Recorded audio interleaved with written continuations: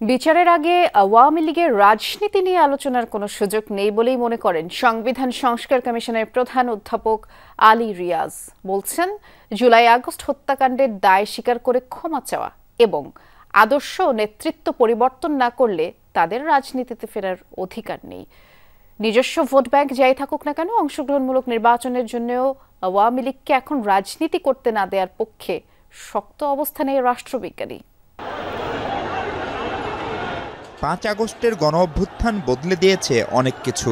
টানা ৪ মেয়াদে ক্ষমতায় থাকা আওয়ামী লীগের পতনের পর দলীয় প্রধান শেখ হাসিনা সহ বেশিরভাগ নেতা দেশ ছাড়া, পলাতক কিংবা আত্মগোপনে।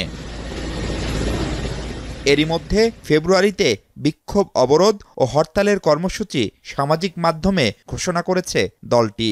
ফলে নতুন করে আলোচনায় আওয়ামী লীগের রাজনীতি। অধ্যাপক আলী রিয়াজের ৪ শর্তে আওয়ামী লীগ ফিরতে পারে মন্তব্যে নতুন করে তৈরি হয়েছে কৌতূহল। তাদের নিঃশর্ত ক্ষমা চাইতে হবে। তারপর একটা ফৌজদারি ব্যবস্থা আছে এই দেশে। আমি যদি হত্যা করে থাকি, কেউ যদি হত্যা করে, তার বিচার হতে হবে না, আদর্শ পরিত্যাগ করতে হবে। এই পরিবারের কারণে আপনি দেখুন কি পরিস্থিতি তৈরি হয়েছে। সংগঠনের ভেতর বাইরের দেশ রাষ্ট্র সব একাকার করে দেশ লুটপাট করেছে। এদেরকে আপনি যদি সংগঠনে রাখেন, যে কোনো প্রক্রিয়ায় তারা আবার ক্ষমতায় আসবে, সেই জন্য আমি বলছি এদেরকে বাদ দিতে হবে। জুলাই আগস্ট সহ গেল ১.৫ দশকে যে হত্যা, গুম, খুন হয়েছে তার বিচারকে সর্বোচ্চ গুরুত্ব দিচ্ছেন আলী রিয়াজ। বলছেন, এই বিচার শেষ না করে নির্বাচনেরও বিপক্ষে তিনি। কোনো গণতান্ত্রিক প্রক্রিয়ায় একটা সন্ত্রাসী সংগঠন কিভাবে যুক্ত হবে?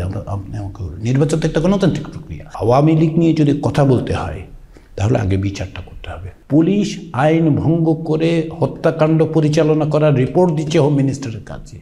তিনি নির্বিকারভাবে সেটা দেখছেন এবং প্ররোচনা দিচ্ছেন। তো এই প্ররোচনা তো মানবতা বিরুদ্ধে অপরাধ।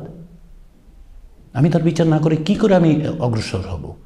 আলোচনায় আছে আওয়ামী লীগ ছাড়া নির্বাচন আদৌ অংশগ্রহণমূলক হবে কিনা। হলেও সেক্ষেত্রে আওয়ামী আদর্শের ভোটাররাই বা কোথায় যাবেন? জার্মানিতে দ্বিতীয় বিশ্বযুদ্ধের পরে নাৎসিদের সমর্থন ছিল না? নিশ্চয়ই ছিল।